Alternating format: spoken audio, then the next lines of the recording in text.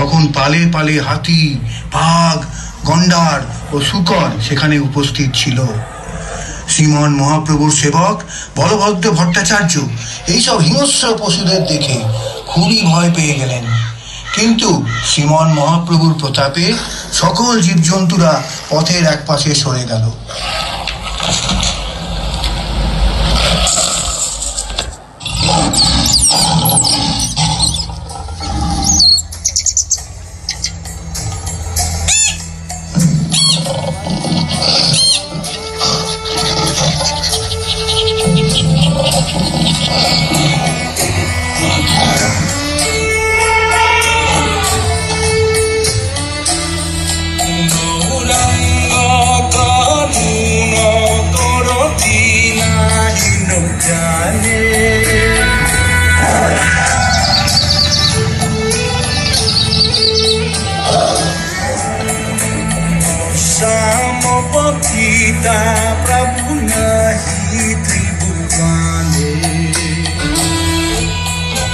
একদিন একটি বাঘ শ্রীমান মহাপ্রভুর পথের উপর শয়ন করেছিল এবং প্রেমাবিষ্ট হয়ে চলতে চলতে তার চরণ সেই বাঘটিকে স্পর্শ করল।